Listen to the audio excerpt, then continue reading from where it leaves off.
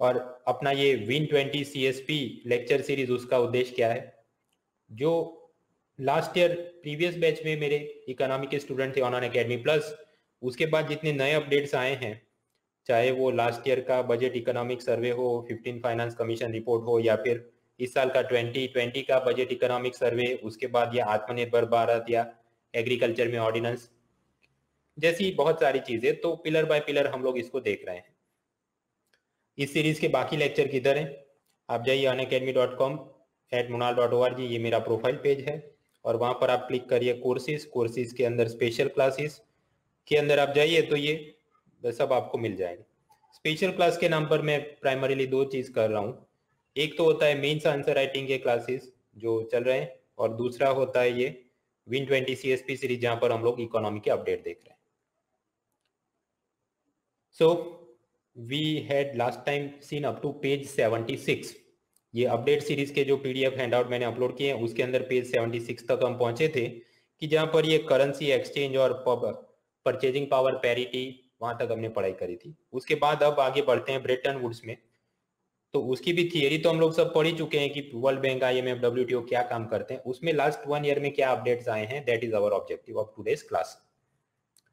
तो आप जानते हैं कि सेकंड वर्ल्ड वॉर के बाद पूरी वर्ल्ड इकोनॉमी को पुनर्जीवित करने के लिए अमेरिका के ब्रेटन वुड्स में एक कॉन्फ्रेंस होती है, जिसके अंदर आउटकम के रूप में एक चीज निकल के आती है, IMF, जिसका काम था एक्सचेंज रेट स्टेबिलिटी और उसके लिए उनका special drawing rights SDR mechanism. फिर वर्ल्ड बैंक, जिसका काम गरीब देशों की मदद करना। तीसरी उनकी इच्छा थी कि इंटरनेशनल ट्रेड के लिए कुछ हो, ITO नाम की संस्था, वो बन नहीं पाई। आगे चल के एक general agreement on tariff and trade बनता है, और उसको भी अराउंड 1995 उसमें से विकसित होकर वर्ल्ड ट्रेड ऑर्गेनाइजेशन स्वरूप लेता है, जिसका काम है इंटरनेशनल ट्रेड को प्रमोट करना। अब इधर ये हमने देखा World Bank to help the poor countries, इसको हम बोल सकते हैं it is an example of multilateral development bank, यानी कि बहुपक्षीय विकास बैंक। तो क्या वर्ल्ड बैंक पूरी दुनिया में ऐसा अकेला है? इसके अलावा भी कोई है? Yes, there are some other organisation जैसे Asian development bank, AIIB, BRICS new development bank, जिनके बारे में हमने पढ़ा था। अगर हम लोग इसको नक्शे में देखें तो ये है मंगोलिया से साउथ में जाइए चाइना, चाइना का कैपिटल है, राजधानी क्या, बीजिंग, तो वहां पर है AIIB। उससे थोड़ा साउथ में जाइए तो आएगा शंघाई, जहां पर ब्रिक्स न्यू डेवलपमेंट बैंक यानी NDB है। उससे भी थोड़ा साउथ में जाइए तो फिलीपींस आता है, और उसके मनीला शहर में Asian development bank ADB। Bharat इन तीनों का सदस्य है, और यहाँ से लोन भी मिलता है। और कोरोना क्राइसिस के दौरान इन सब ने हमें एक एक करके सम 750 मिलियन से लेके 1.5 बिलियन तक डॉलर के भी लोन हमको दिए। So we have received loans from this organisations to fight the corona crisis. अब इसमें कौन सी संस्था ने कितने डॉलर का हमको लोन दिया, ऐसा जनरल नॉलेज नंबर बेस्ड कौन बनेगा करोड़पति, UPSC में आता नहीं, तो उसमें टाइम वेस्ट नहीं करना चाहिए। लास्ट ईयर ये AIIB के बारे में एक प्रश्न पूछा गया। Statement 1, AIIB has more than 80 member Nations. Statement 2, India is the largest share holder of AIIB। Statement 3, AIIB does not have any members from outside Asia. Asia के बाहर उनका कोई सदस्य नहीं है। और आपके आंसर कोड हैं only 1, only 2 and 3, only 1 and 3, या फिर 1, 2 एंड 3। और आप चाहें तो इसको स्किप भी कर सकते हैं, आपका टाइमर शुरू होता है अब।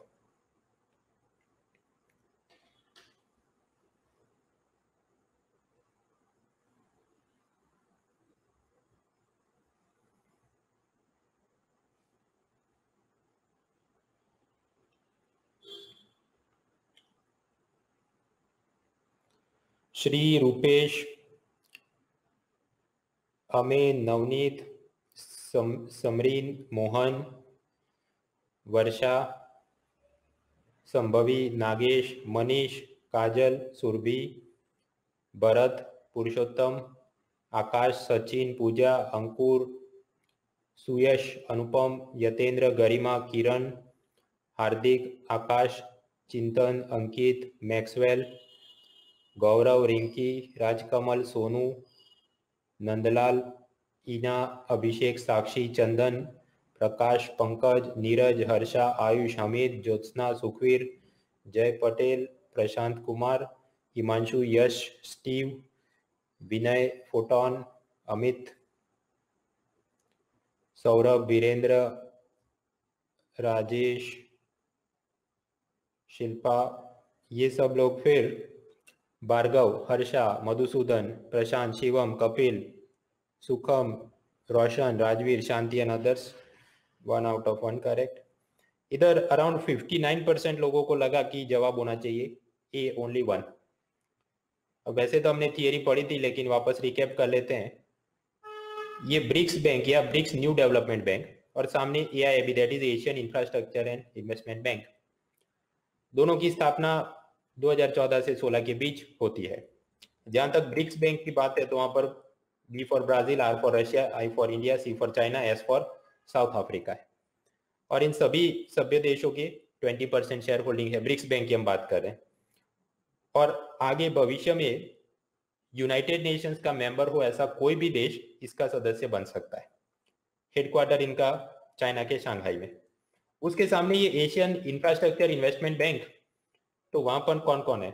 चाइना, इंडिया, इंग्लैंड, स्विट्जरलैंड, ऐसे कुल मिलाकर 100 से ज्यादा देश हैं एज ऑफ 2020। अब उनकी शेयर होल्डिंग कितनी है? तो एआईआईबी के अंदर जो ज्यादा शेयर कैपिटल प्रोवाइड करेगा उसकी ज्यादा शेयर होल्डिंग। तो चाइना के पास अराउंड 27% है, इंडिया के पास 7%, और कुल मिलाकर एशियन कंट्रीज के पास 75% है, और बाकी सब 25% शेयर होल्डिंग किसके पास होगी? वो इंग्लैंड, स्विट्जरलैंड जैसे नॉन एशियन कंट्रीज जो कि इसके मेंबर है उनके पास होगी, और इनका हेडक्वार्टर चाइना के बीजिंग में है। तो ये सब मित्रों क्या है, फैक्चुअल डिटेल है, कुछ भी करके आपने याद रखनी है।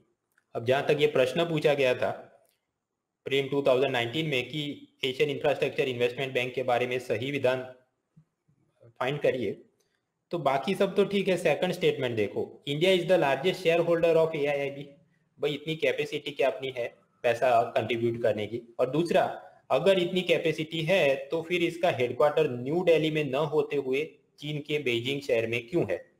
Right, so that means first second statement can not be correct. तो जहां पर भी दो दिखे उड़ा दो, तो बी चला गया, डी चला गया। So now we are left with either A और C could be the answer. अब वहां पर भी थर्ड स्टेटमेंट देखिए, AIB does not have any members outside Asia. तो भाई वो यूके और स्विट्जरलैंड कैसे सदस्य बन गए? गैर एशियाई देश भी इसके सदस्य हैं। And therefore the answer is what? Correct statement find करो तो एलिमिनेशन से only 1 is the correct answer. So that was some non Bretton Woods organisations. वापस ब्रेटन वुड में आते हैं। 1945 में इंटरनेशनल मॉनेटरी फंड की स्थापना होती है। उनका ओरिजिनल काम था एक्सचेंज रेट स्टेबिलिटी, सब अलग अलग देशों को बैलेंस ऑफ पेमेंट क्राइसिस में मदद करना। उनकी जो बॉस यानी कि मैनेजिंग डायरेक्टर क्रिस्टीन लगार्ड, उन्होंने 2019 में रिजाइन कर दिया। रिजाइन उन्होंने इसलिए किया क्योंकि उनको यूरोपियन सेंट्रल बैंक, जो कि ईयू का सेंट्रल बैंक है, जैसे भारत का आरबीआई है तो यूरोपियन यूनियन का ईसीबी, उसका बॉस या गवर्नर बनने के लिए उन्होंने यहां से इस्तीफा दे दिया। तो उनके बाद अभी कौन बॉस है? Presently it is Kristalina Georgieva, जो कि बल्गेरिया की इकोनॉमिस्ट है, and she is the second women to become chief of IMF. उनसे पहले कौन थी? Christine Lagarde. इनका 5 साल का कार्यकाल होगा और वो 2019 से शुरू हो रहा है। इसके अलावा 2019 में गीता गोपीनाथ वो आईएमएफ की चीफ इकोनॉमिस्ट बनती है, and she is the first woman to become the chief economist of IMF. इसके अलावा भारत से रघुराम राजन भी इसके चीफ इकोनॉमिस्ट एक जमाने में रह चुके हैं। 2019 में आईएमएफ चर्चा में था कि उन्होंने पाकिस्तान को $6 बिलियन का लोन दिया है, लेकिन ऐसा नहीं कि 6 बिलियन एक ही बार में हेलीकॉप्टर में भर के दे दिए, नहीं, 3 साल में टुकड़ों टुकड़ों में इंस्टॉलमेंट में। It is a conditional loan, शर्तों के अधीन है। शर्तों के अधीन मतलब फॉर एग्जांपल अगर Pakistan financial action task force, जिसका काम है मनी लॉन्ड्रिंग, टेरर फाइनेंस, काले धन का जो धन शोधन करना होता है, या टेरर फाइनेंस यानी वित्त पोषण करना होता है, ऐसी गलत प्रवृत्तियों में जो पाकिस्तान पहले से डूबा है, अगर वो चालू ही रखेगा तो उसे FATF financial action task force की ब्लैक लिस्ट में डाल दिया जाएगा। अगर डाल दिया तो आईएमएफ ने बोला लोन बंद। फिर पाकिस्तान को बोला गया कि आप अपनी फिजल डेफिसिट, राजकोषीय खाद, प्राइमरी डेफिसिट, प्राथमिक खाद, उसे जीडीपी के सर्टेन परसेंटेज से ज्यादा नहीं होना चाहिए। मतलब आप अपने बजट के अंदर ये जो घाटे हो रहे हैं और आपने जो पैसा बोरो करना पड़ता है उसको कम करिए। मतलब अलग अलग आप सरकारी योजनाओं को बंद करिए, घाटे में चलने वाली सरकारी कंपनियों को बंद कर दीजिए या उनका डिसइन्वेस्टमेंट या प्राइवेटाइजेशन कर दिए। This type of suggestions have been given. So as a result what will happen कि बजट की डेफिसिट कम करो तो उन्होंने अपना डिफेंस एक्सपेंडिचर भी कम करना होगा, तो जितना आईएसआई को पैसा देते हैं आतंकवादियों को थोड़ा कम होगा तो भारत के लिए भी राहत रहेगी। मित्रों आईएमएफ या ऐसी कोई भी इंटरनेशनल ऑर्गेनाइजेशन, उसमें बहुत सारे प्रपोजल चलते हैं, कुछ पास होते हैं कुछ फेल होते हैं। अब जैसे कि ये कोरोना क्राइसिस के दौरान आईएमएफ ने प्रपोज किया कि हमारा जो स्पेशल ड्रॉइंग राइट्स यानी एसडीआर मैकेनिज्म है, जो कि एक प्रकार की आर्टिफिशियल करेंसी है जिसकी मदद से जो मेंबर कंट्रीज है वो पैसा बोरो कर सकते हैं ड्यूरिंग सम क्राइसिस, तो हम लोग ये एसडीआर की मात्रा बढ़ा देते हैं। Let us increase the quantity of SDR ताकि उसको हम लोन के स्वरूप में देशों को दे सके और कोरोना से बाहर इकोनॉमी को रिवाइव करने के लिए वो पैसा काम में आए। अब ये क्या हुआ, एक इंपॉर्टेंट डिसीजन हो गया। आईएमएफ का नियम ऐसा है कि कोई भी इंपॉर्टेंट डिसीजन हो तो उसमें 85% मेजोरिटी इज रिक्वायर्ड। अब अमेरिका के पास 17% शेयर होल्डिंग है। So as a result what will happen, जब तक अमेरिका हाँ नहीं कहेगा तब तक ये 85% का कोटा कंप्लीट हो ही नहीं सकता क्योंकि 17% उनके पास है। सो एज ए रिजल्ट उन्होंने ब्लॉक कर दिया कि नहीं ऐसा कुछ करने की जरूरत नहीं है। भारत ने ये कहा कि हम अमेरिका को सपोर्ट करते हैं। भारत ने कहा मतलब भारत के फाइनेंस मिनिस्टर जो आप जानते हैं कि वहां पर गवर्नर के रूप में आईएमएफ के बोर्ड में बैठते हैं। सो India's official position is that. वैसे आरबीआई के खुद के गवर्नर शक्तिकांता दास, उनका ये कहना है कि नहीं नहीं हमने एसडीआर को एक्सपांड करना चाहिए, हमने उसका विरोध नहीं करना चाहिए। लेकिन ये पूरी प्रपोजल फेल या रिजेक्ट हो चुकी है तो मतलब इसका कोई काम बनता नहीं है। So do not waste time in this type of current affairs. तो हम लोग देख रहे हैं पिलर 3B, वहां पर ये ब्रेटन वुड ऑर्गेनाइजेशन के अंदर ये सब आईएमएफ वर्ल्ड बैंक वो सब देखा। डब्ल्यूटीओ में कुछ नया तमाशा है कि नहीं। वर्ल्ड ट्रेड ऑर्गेनाइजेशन के नाम पर हमने सब थियरी पढ़ी थी, बट 2-3 और नई चीजें आती हैं, जरा देख लेते हैं। एक तो हमने पढ़ी थी इंटरनेशनल ट्रेड में मर्केंटाइलिस्ट थियरी। जो आप जानते हैं उसका बेसिक आइडिया ये था कि अगर यूरोप या इंग्लैंड वो भारत से कोई चीज इंपोर्ट करेगा तो हमको वो लोग पाउंड में पैसा देंगे। लेकिन उस जमाने में याद करो गोल्ड स्टैंडर्ड था, यानी अगर हम 1 पाउंड लेकर बैंक ऑफ इंग्लैंड में जाएं मतलब उनकी सेंट्रल बैंक में, तो उनकी सेंट्रल बैंक ने प्रॉमिस किया था कि उसके सामने हम आपको 73 ग्राम्स ऑफ गोल्ड देंगे। तो अगर ऐसा करते करते ये इंग्लैंड ने भारत से टी कॉफी टोबैको स्पाइसेस सब इंपोर्ट करते ही रहे तो हमारे पास कितने सारे पाउंड आ जाएंगे और हम उनकी सारी धन संपत्ति मतलब गोल्ड ले लेंगे। अब उस जमाने के जो इकोनॉमिस्ट थे वो एक मर्केंटाइल थियरी में मानते थे। उनका ये मानना था कि देश की संपत्ति इट इज फाइनाइट गोल्ड, देश की संपत्ति सिर्फ उसका सोना ही है। तो अगर हम बहुत ज्यादा इंपोर्ट करेंगे तो ये सारा सोना चला जाएगा तो हमारी वेल्थ चली जाएगी। Therefore import is bad and colonisation is necessary. तो ये थियरी तो हमने वैसे कोर्स में पढ़ी थी।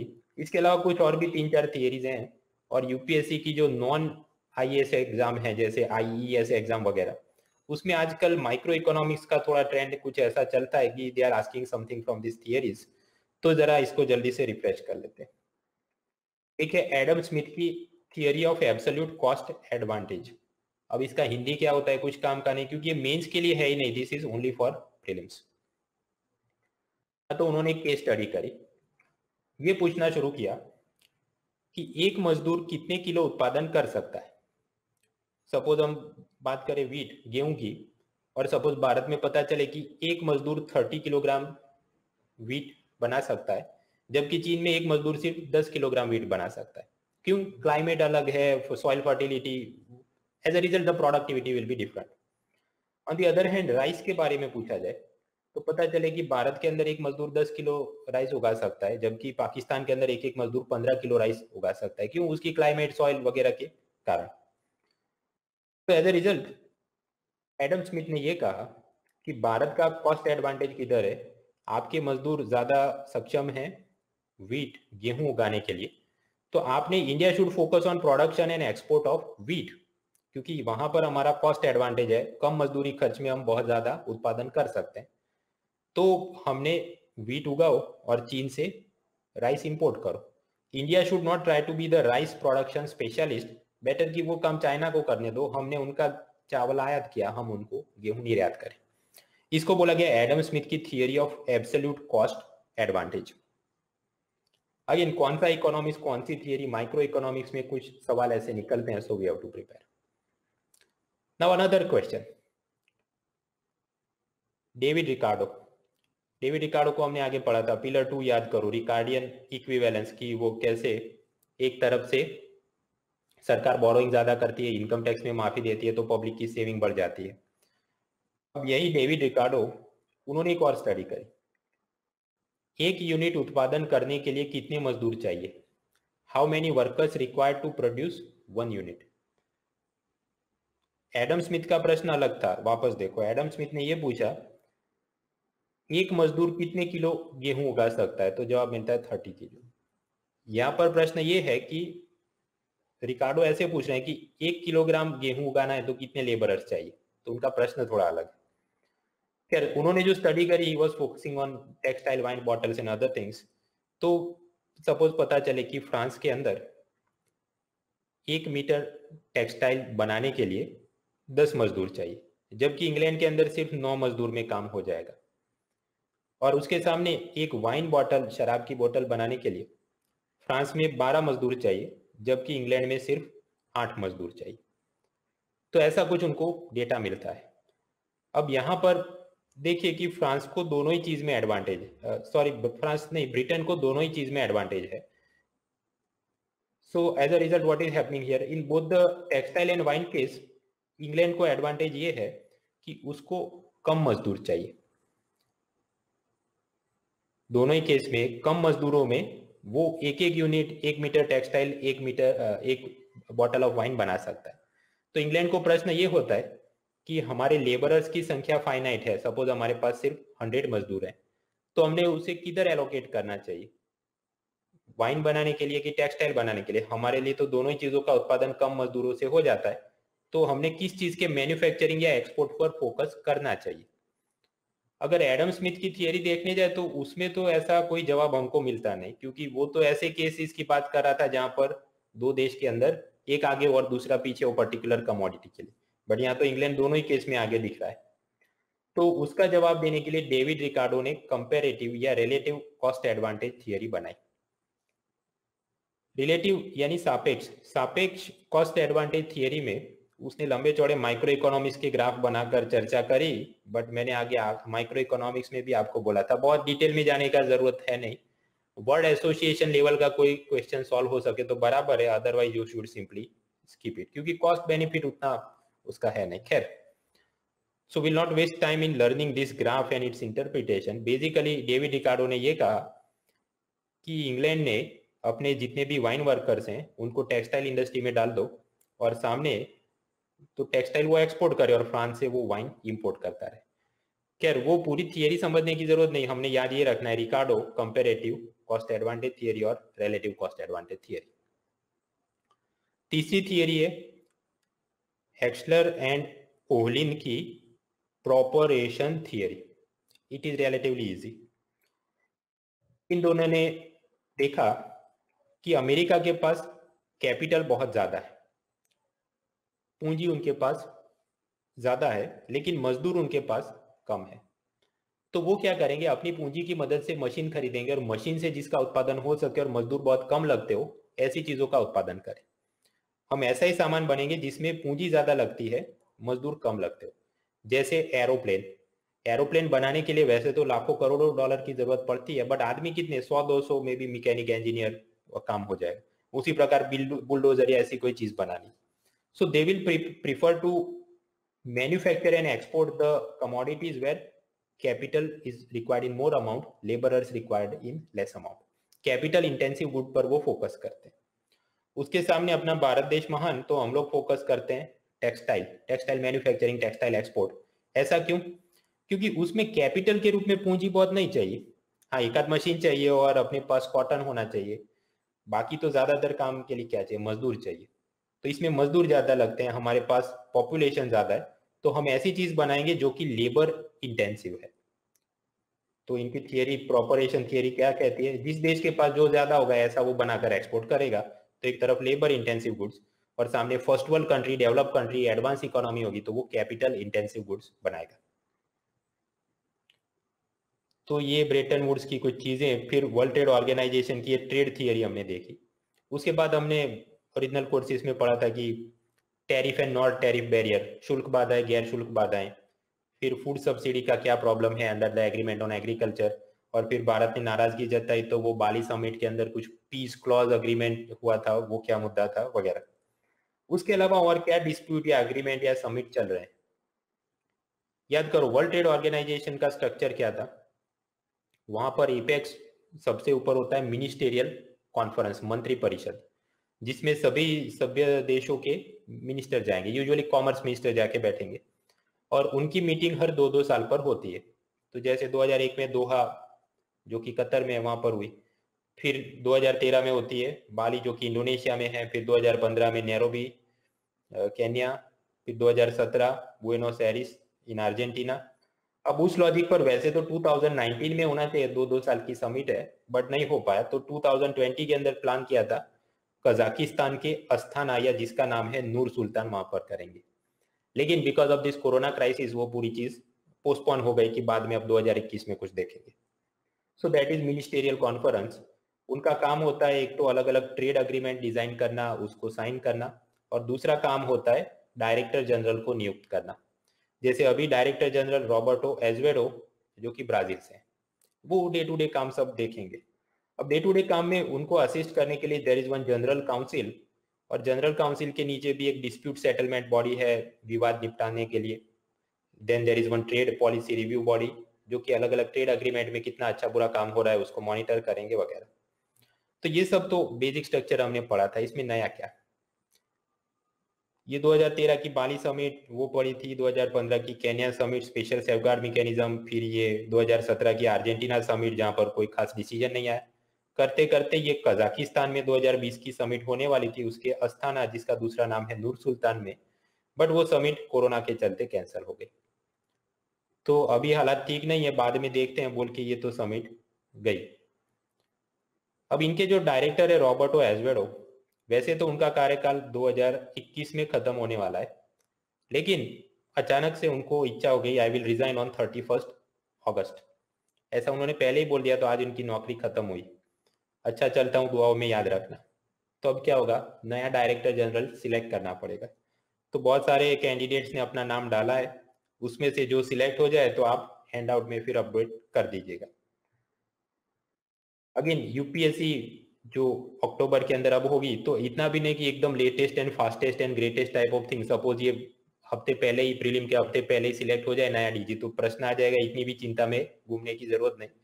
इतना एकदम वो इट इज नॉट लाइक 24/7 आज तक चलता है कि कल वो क्या हुआ था आज बताओ, नहीं। So don't worry. World trade organisation के अलग अलग अग्रीमेंट है जहां पर क्या बोला गया है, tariff and non tariff barriers को कम किया जाए। मतलब देशों ने जो सब्सिडी देते हैं या इंपोर्ट होने वाली चीजों पर बहुत ज्यादा टैक्स लगाते हैं वो सब कम करो ताकि इंटरनेशनल ट्रेड को प्रोत्साहन मिले। लेकिन भारत जो जवाहरलाल नेहरू अपना सोलर मिशन चलता था, वहां पर बेसिक आइडिया ये था कि सोलर एनर्जी को प्रमोट करेंगे। तो जैसे कि स्कूल कॉलेज के ऊपर सोलर पैनल फिट करने के लिए सरकार सब्सिडी देगी, बट वहां पर शर्तें कुछ ऐसी रखती थी कि वो सोलर पैनल भारत में बनी होनी चाहिए, इंडियन कंपनी की होनी चाहिए। तो अमेरिका की सोलर पैनल भले अच्छी हो, लगाओगे तो सब्सिडी नहीं मिलेगी। तो ये क्या हो गया, एक प्रकार का नॉन टैरिफ बैरियर हो गया, इंटरनेशनल ट्रेड में ये दखल करता है। तो अमेरिका ने फरियाद करी तो WTO ने बोला कि अमेरिका सही है, भारत गलत है। उसी प्रकार अमेरिका की पोल्ट्री यानी मुर्गी, चिकन, उस पर इंडिया ने बैन लगा दिया था, ये बोल के कि अमेरिका से पोल्ट्री आएगी तो एवियन इन्फ्लुएंजा उनके साथ आएगा और हमारे देश के अंदर सबकी स्वास्थ्य को खतरा हो जाएगा। लेकिन अमेरिका ने कहा कि हमारी पोल्ट्री जब नहीं भी आती है तो भी आपके देश में एवियन इन्फ्लुएंजा के केस तो हो चुके हैं, so you can not blame us. ये भी आप इंटरनेशनल ट्रेड में ऑब्स्टेकल क्रिएट कर रहे हैं। तो अगेन यूएसए जीतता है वर्ल्ड ट्रेड ऑर्गेनाइजेशन में, भारत हारता है। लेकिन भारत ने फिर भी ये सब ऑर्डर का, जजमेंट का अमल नहीं किया। तो अमेरिका ये बोलता है भारत पर पेनल्टी होनी चाहिए। अब ये कुछ ऐसे मुद्दे हैं जो कई सालों से चल ही रहे हैं। द हिंदू के पास जब भी कुछ मटेरियल नहीं हो तो यही पुराना राग आलापना, ऐसा हुआ था वो हुआ था। करके चलते रहते हैं और फिर डेली न्यूज में उसी की पूरी 1-1.5 घंटे की एनालिसिस होती है, भाई कुछ काम की नहीं, 2-2 लाइन में पता होना चाहिए क्या प्रॉब्लम था, क्या सोल्यूशन है। अब ऐसे अपने अमेरिका के साथ और दूसरे देशों के साथ डिस्प्यूट बहुत सारे हैं। जैसे कि भारत अपने एक्सपोर्ट्स को प्रमोट करने के लिए बहुत सारी योजना चलाता है। There is one merchandise export from India scheme, MEIS। उसमें सब एक्सपोर्टर्स को टैक्स के अंदर कुछ छूट मिलती थी, क्रेडिट मिलता था। फिर export oriented park, electronic hardware technology park, special economic zone. ये ऐसी जगह है कि जहां पर अगर आप उत्पादन करेंगे और वहां से एक्सपोर्ट करेंगे तो भारत सरकार आपकी फैक्ट्री के ऊपर, आपकी कंपनी के ऊपर कोई टैक्स नहीं लगाएगी। Then there is export promotion of capital good scheme, जहां पर आप मशीनरी बाहर से इंपोर्ट करेंगे, सपोज टेक्सटाइल मशीनरी, और उसकी मदद से भारत में और टेक्सटाइल बनाओ और फिर वापस एक्सपोर्ट करो। तो ऐसी सब चीजों से एक्सपोर्टर को प्रोत्साहन मिलता है। तो दूसरे देश वाले, अब पाकिस्तान में सपोज इतनी उनकी सरकार मदद ना कर रही हो तो वो हमारे पास साथ कंपटीशन में टिक नहीं पाएंगे, तो ये इंटरनेशनल ट्रेड के लिए अच्छी बात नहीं। तो वर्ल्ड ट्रेड ऑर्गेनाइजेशन में अमेरिका और दूसरे देश गए थे और अमेरिका और दूसरे देशों की ये फरियाद सुनते हुए WTO ने बोला कि भारत गलत है, भारत ने ये सभी योजनाओं को बंद करना चाहिए। उसमें से कुछ योजना तो हमने बंद करी, जैसी MEIS बंद करके उसकी जगह हम लोग एक रोड टैप योजना लेकर आए हैं, जिसके बारे में हमने लास्ट वीक पिलर 3A में पढ़ा था। अब ये सब जो मुद्दे चलते हैं मित्रों, उसका झगड़ा, उसकी कोर्ट कौन सी है? World trade organisation dispute settlement body या DSB। तो वहां पर अमेरिका जीत रहा है, हैट्रिक हो गई, ये तीसरा केस जहां पर वो जीते। उसके ऊपर हमने अपील में जाना हो तो अगर हाईकोर्ट के ऊपर सुप्रीम कोर्ट है तो ये डिस्प्यूट सेटलमेंट बॉडी DSB के ऊपर कुछ है कि नहीं? जवाब है हाँ। उसके ऊपर there is one organisation called world trade organisation की एपेलेट बॉडी। अब वहां पर सारे केसेस पेंडिंग है। केसेस पेंडिंग है तो भारत ने ये कहा कि वो केस इसलिए पेंडिंग है क्योंकि ऊपर की अदालत में जज नहीं है। तो फिर जब हमारा केस ही पेंडिंग है तो हम निचली कोर्ट का आदेश क्यों मानेंगे? हम नहीं मानेंगे। तो हम जो भी कर रहे हैं हम लोग करते रहेंगे। So that is the controversial problem. ये जो वर्ल्ड ट्रेड ऑर्गेनाइजेशन की एपेलेट बॉडी है, ऊपर की कोर्ट, उसके अंदर जो भी जज होंगे वो सभी WTO मेंबर कंट्रीज कंसेंसस से, मतलब एक सहमत होके नियुक्त करते हैं। यानी कि दूसरे शब्दों में, no member nation should formally object to the candidate's name. जज के लिए जो भी लोगों ने अप्लाई किया है और जो जिसको सिलेक्ट आप करना चाहते हैं, उसके सामने औपचारिक रूप से किसी ने आपत्ति की ये नाम हमको मंजूर नहीं है, ऐसा नहीं बोलना चाहिए। अब यहाँ पर अमेरिका, डोनाल्ड ट्रंप, वो जानबूझकर जितने भी नए नाम अपॉइंटमेंट के लिए आते हैं सबको वो ब्लॉक कर देते हैं कि हमारी मंजूरी नहीं है। एंड एज अ रिजल्ट यहाँ पर जो जज या स्टाफ होना चाहिए वो है नहीं। इसलिए 2020 मार्च में इंडिया ने बोल दिया कि क्योंकि वर्ल्ड ट्रेड ऑर्गेनाइजेशन की डिस्प्यूट सेटलमेंट बॉडी ने हमारे खिलाफ ऑर्डर दिए थे, हम लोग ऊपर की अदालत में गए हैं लेकिन वहां पर तो जज ही नहीं है, तो हमारी अपील पेंडिंग है, तो हम WTO के कोई कोर्ट के आदेश नहीं मानेंगे। ये सबके अंदर से 2020 की इंडियन इंजीनियरिंग सर्विस एग्जाम जो UPSC लेती है, उन्होंने एक प्रश्न पूछा, what are the main functions of WTO। पहला statement, to organise meeting of the member countries to arrive at trade agreements covering international trade. सभ्य देशों की मीटिंग का आयोजन करना और उसमें से व्यापारिक समझौते बनाना। दूसरा statement, to ensure that member countries conduct trade practices as per the agreement agreed upon and signed by the member countries. हस्ताक्षर हुए हैं जिन व्यापार समझौते पर, उस हिसाब से सब सभ्य देश काम करे, उसको सुनिश्चित करना। Third statement, to provide a platform to negotiate and settle disputes related to international trade between and among member countries। एक ऐसा मंच मुहैया कराना जहां पर देश, अगर ऐसा कुछ विवाद चल रहा है अंतरराष्ट्रीय व्यापार का, तो उसका निपटारा हो सके। और आपके ऑप्शन है only 1 and 2, only 1 and 3, only 2 and 3 या ऑल 3। और आपका टाइमर शुरू होता है अब।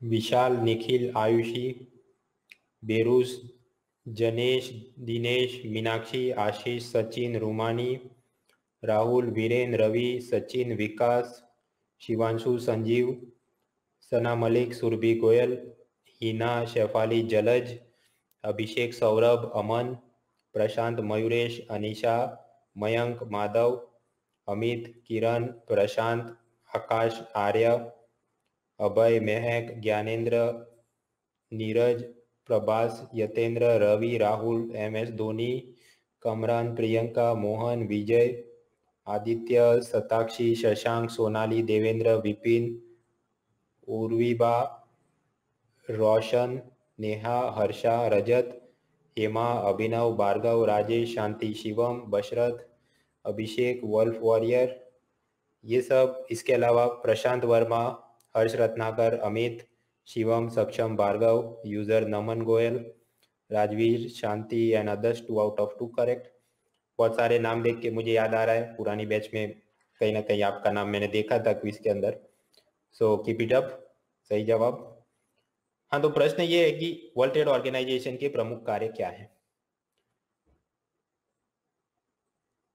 उसका आप ऑफिशियल वेबसाइट खोल के अबाउट अस पेज देखो तो डिस्प्यूट सेटलमेंट वहां पर उन्होंने लिखा है कि system encourages members to settle their differences through consultation with each other. उनकी मिनिस्टेरियल कॉन्फ्रेंस, नीचे जनरल काउंसिल, वहां पर बैठ के विवाद का निपटान वो करें। अगर नहीं हो पाता तो फिर डिस्प्यूट सेटलमेंट बॉडी और उसके ऊपर एपेलेट ट्रिब्यूनल और वो सब चीजें तो हैं। तो मतलब world trade organisation is more like this photograph कि जहां पर आपस में बैठ के वो विवाद निपटाएंगे। It is less like this कि जज हथौड़ा ठोकेगा और बोलेगा कि ऐसा करना है। आपको जब नहीं जमेगा तो ultimately they will go there and complain. तो यहाँ पर ये तीनों statement they are correct, 1, 2 and 3 they are correct. तीसरा भी सही है, it provides a platform to negotiate and settle the disputes related to international trade between and among countries. तो जवाब क्या होगा? D, 1, 2 and 3। इसमें बाल की खाल खींचने की कोई जरूरत नहीं कि डिस्प्यूट सेटलमेंट बॉडी है वो तो एक प्रकार की जुडिशियल काम कर रही है, तो वो नेगोशिएशन थोड़ी है, वो तो पर्टिकुलर जजमेंट दे रहा है, वो बराबर है। बट उसके बाहर भी मिनिस्टेरियल कॉन्फ्रेंस में बहुत सारे काम होते हैं। So all 3 statements are correct. यानी कि ये हमने WTO देख लिया। उसके बाद का नेक्स्ट मुद्दा है ट्रेड अग्रीमेंट्स। तो अपना ये जो पिलर 3B का अपडेट हैंडआउट है वहां पर हम लोग पहुंचे अराउंड पेज 81 to 85, जहां पर ये RCEP और दूसरे agreement, protectionism and other burning issues, ये सब कुछ हमने देखना है।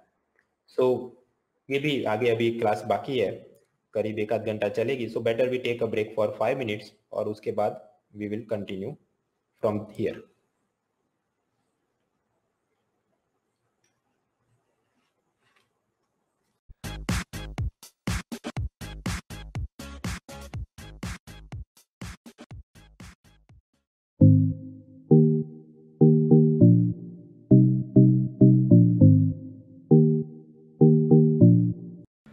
मित्रों, यूपीएससी की प्रीलिम्स और मेंस एग्जाम में जनरल स्टडीज़ में इकोनॉमी का काफ़ी महत्व है। चाहे आप बात करें प्रीलिम्स की तो वहाँ पर इकोनॉमी की theory, current and contemporary issues, government schemes, policies, budget and economic survey.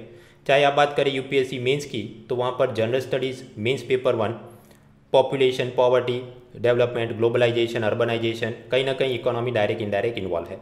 उसी प्रकार मेंस पेपर 2 में देखो फाइनेंस कमीशन से लेके अलग अलग statutory bodies, welfare schemes, policies for development of various sectors, international relation में आप देखें world trade organisation, world bank, protectionism, currency exchange, कहीं ना कहीं सब जगह पर।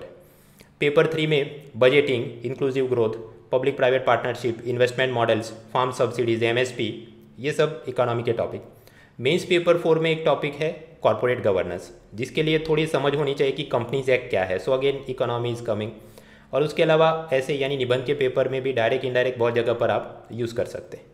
सो in this regard for general studies prelims and mains economy पढ़ने के लिए मैं अपना फुल लेंथ कोर्स लॉन्च कर रहा हूँ, जहाँ पर हम लोग बहुत prelims and mains including mains answer writing cover करते हुए इकोनॉमी पढ़ेंगे।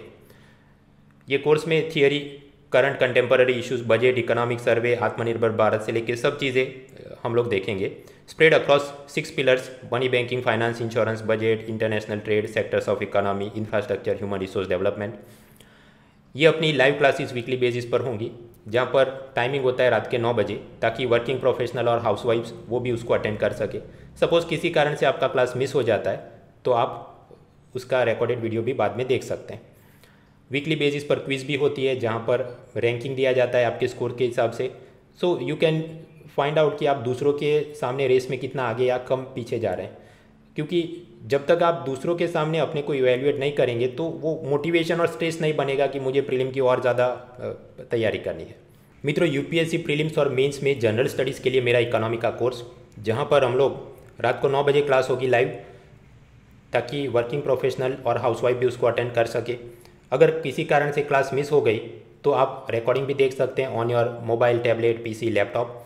साथ ही साथ वीकली बेसिस पर क्विज भी होगी जिसमें आपको रैंकिंग भी मिलेगा, ताकि दूसरों के सामने आप कितने रेस में आगे या पीछे आपको पता चल सके और उस हिसाब से आप और ज़्यादा तैयारी करें। ये कोर्स का medium, the teaching will be in English and Hindi. उसकी जो पावर पॉइंट है और हैंड आउट है वो इंग्लिश में बनाई गई है, लेकिन साथ ही साथ वहाँ पर इंपॉर्टेंट टर्मिनोलॉजी उसका हिंदी भाषांतर भी दिया गया है, ताकि जो लोग मेंस एग्ज़ाम हिंदी, गुजराती, मराठी या ऐसी कोई मिलती जुलती भाषा में देना चाहते हैं उनका समय बच जाए। ये जो मैंने हैंड आउट बनाया है, around 600 pages comprehensive material for economy, prelim mains दोनों को कवर करता है, जिसमें एनसीईआरटी टेक्स्ट बुक से लेकर तमिलनाडु स्टेट एजुकेशन बोर्ड के text books, previous budget, economic survey, NITI Aayog, government reports, Yojana, Kurukshetra magazine, then newspaper, internet, Bharati Pathak, Mishrapuri, Datt Sundaram, Ramesh Singh जैसी कई सारी अलग अलग एकेडमिक एंड रेफरेंस बुक्स, ये सब कुछ उसमें कवर हो जाता है। यानी अलग से कोई बुक या मटेरियल खरीदने की, देखने की ज़रूरत कम ही पड़ती है। सो that is my course on economy. During the course suppose कुछ भी आपको एजुकेशनल डाउट आए, यूपीएससी प्रिपरेशन का डाउट, तो आप मुझे पूछ भी सकते हैं, और जो भी स्टूडेंट्स की क्वेरी आती है एजुकेशनल क्वेरीज, सबके 100% क्वेरी रेजोल्यूशन मैंने किए हैं। अनअकैडमी का ये प्लस सब्सक्रिप्शन, उसका फ़ायदा ये है कि सिर्फ इकोनॉमी ही नहीं, बाकी सारे कोर्सेज आप एक ही फीस भरेंगे और सब अनलॉक हो जाता है, चाहे पॉलिटी हो, history, geography, optional courses, science, technology, environment, art, culture, जो नाम लो आप। So that is the Unacademy's plus subscription. If you are interested you can subscribe to it. उसका रजिस्ट्रेशन लिंक ये वीडियो के डिस्क्रिप्शन में है, या फिर आप सीधा जा सकते हैं unacademy.com में। और चेकआउट के दौरान अगर आप कोड यूज़ करेंगे mruna.org तो आपको उसमें एडिशनल डिस्काउंट भी मिलेगा। So if you are interested, we are welcome to join it. Let's crack it.